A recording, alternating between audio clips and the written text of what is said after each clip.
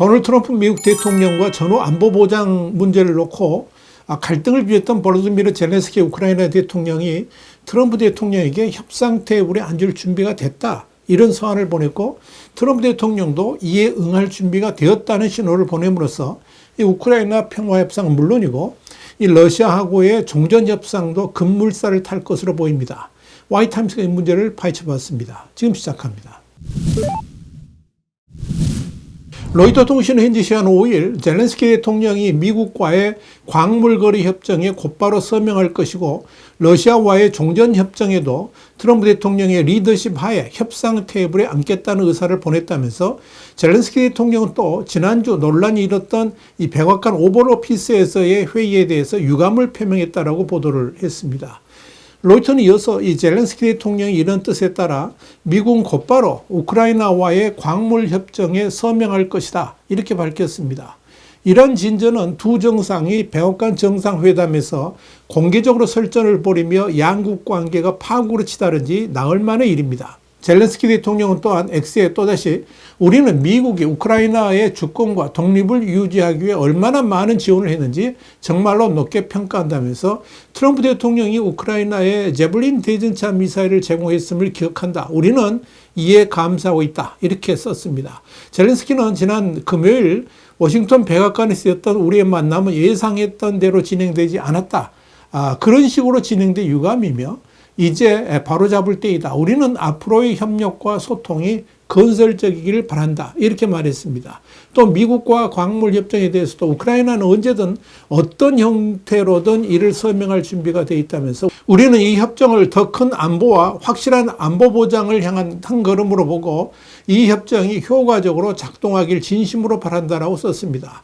데니스 슈미알 우크라이나 총리도 이날 별도 기자회견을 통해서 우리는 미국과 협력을 계속하기로 굳게 결심했다, 미국은 중요한 파트너이고 우리는 이 관계를 유지해야 한다라고 언급했습니다. 또 미국과 유럽 그리고 G7의 구체적인 안보 보장이 필요하다면서, 이는 우크라이나뿐만 아니라 유럽연합과 유럽 대륙에 실존적으로 중요하다라고 했습니다. 트럼프 대통령은 현지 시간으로 4일 워싱턴 DC 미 의회 의사당에서 진행된 상하원 합동연설에서 젤렌스키 대통령에게서 중요한 서한을 받았다면서, 해당 서한에는 우크라이나는 지속 가능한 평화를 실현하기 위해서 가능한 한 빨리 협상 테이블에 앉을 준비가 되어 있다, 우크라이나인보다 평화를 더 원하는 사람은 없다, 이런 내용이 담겼다라고 전했습니다. 지난달 28일 트럼프 대통령은 미국의 안전보장 없는 즉각휴전이란 자신의 종전구상에 이의를 제기하는 젤렌스키 대통령에게 면박을 주고 백악관에서 쫓아내도 됐고, 전날에는 우크라이나에 대한 군사원조 제공을 전면 중단한 바 있습니다. 일단 젤렌스키 대통령이 트럼프 대통령이 보낸 서한의 내용을 볼 때 미국의 안전보장과 관련된 문구가 명시되어 있지 않다는 점에서 사실상 미국의 팔 비틀기에 백기투항을 한 것으로 풀이가 됩니다. 젤렌스키 대통령은 서한에서 트럼프 대통령의 강력한 리더십 아래 지속 가능한 평화를 실현하기 위해 일할 준비가 돼 있다라고 적은 것으로 전해집니다. 이와 관련해 트럼프 대통령은 미국과 우크라이나 간 광물 협정이 체결된다면 미국이 우크라이나에 대규모 투자를 하게 될 것이고, 이런 상황이라면 미국의 공식적인 안보 보장 없이도 충분히 러시아의 재침공을 막는 억지력이 될 것이다, 이렇게 주장을 해왔습니다. 젤렌스키는 또 서한에서 우크라이나가 주권과 독립을 유지할 수 있도록 미국이 해준 일이 정말 소중하다며 분명한 감사를 표했는데, 이는 백악관 설전 당시에 트럼프 대통령과 JD 벤스 부통령이 고마울 줄 모른다는 등 비난을 쏟아내면서 목소리를 높였던 점을 고려한 것으로 상당히 의미심장한 대목이기도 합니다. 젤렌스키 대통령이 이렇게 고개를 숙인 배경에는 트럼프 대통령이 백악관 만남 이후에 무기 공급까지 중단하면서 강공을 이어가자, 만약 미국이 이대로 발을 뺄 경우에 러시아에 맞서 전쟁을 이어가기 힘들 수도 있다, 이런 현실 인식이 영향을 미쳤을 것으로 판단됩니다.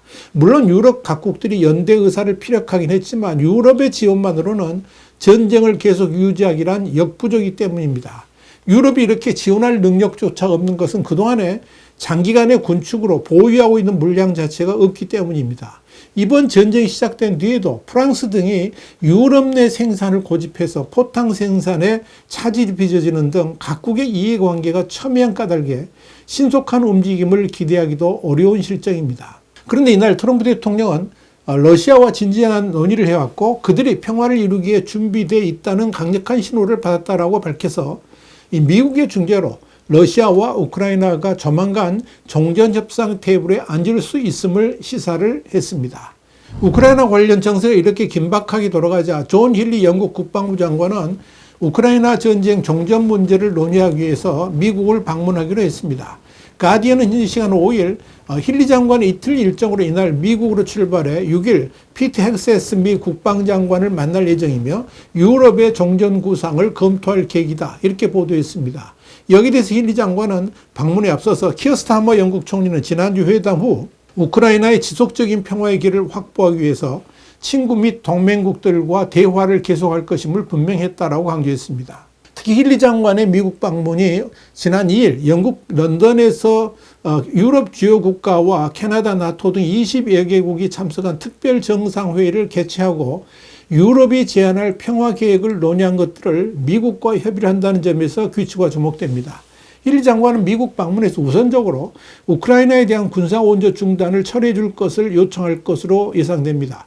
여기에 대해서 가디언은 국방 소식통에 따르면 이번 방문은 지난 화요일 그러니까 2월 25일 계획된 것으로 현재 상황에 대한 대응은 아니다라고 말하면서 미국, 영국, 프랑스가 추진 중인 우크라이나 평화 계획과 중동의 이슬람 국가 격퇴를 포함한 기타 상호 방위 문제에 대해 논의할 것이다. 이렇게 전했습니다. 앞서 스타머 총리는 지난달 27일 트럼프 대통령과 백악관 회담을 했는데 우크라이나 주둔 유럽 평화유지군 배치에서 미국의 후방 지원을 설득하는 데는 실패했습니다. 그전 24일에는 마크롱 대통령이 미국을 방문해서 트럼프 대통령을 만나고 왔습니다. 한편 미국과 영국 국방장관이 만나는 6일 유럽 국가들은 벨기에 브뤼셀에서 유럽연합 2차 긴급 정상회의를 개최합니다.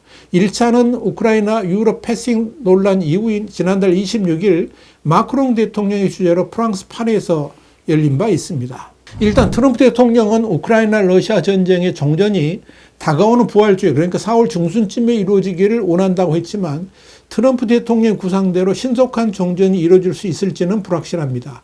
점령지 반환과 전후 안보 보장 등 그 쟁점에서 양측의 입장이 워낙 첨예하게 엇갈리는 까닭에 이견 조율이 쉽지 않기 때문입니다.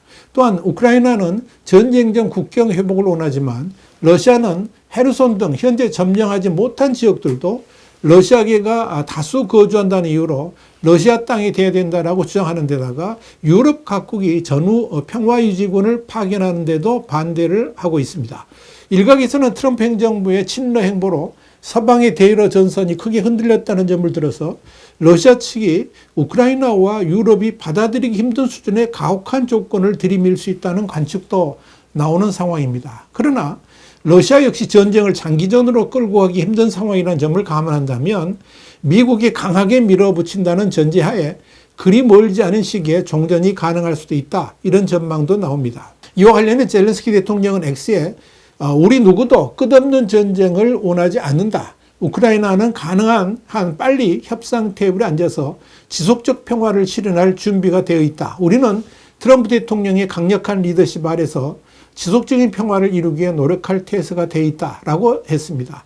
그는 또 평화회담을 위한 예비적 휴전 방안도 제안했는데 첫 단계로 포로 석방과 함께 에너지 시설과 기타 민간 인프라에 대한 미사일, 드론, 폭탄 공격 금지 등 하늘에서의 휴전과 함께 해상에서 즉각적인 휴전을 할 수 있다. 러시아도 같은 조치를 취한다면 말이다. 이렇게 밝혔습니다. 그러면서 이후 모든 다음 단계를 매우 빠르게 진행하고 미국과 협력해 강력한 최종 합의를 내고자 한다라고 했습니다.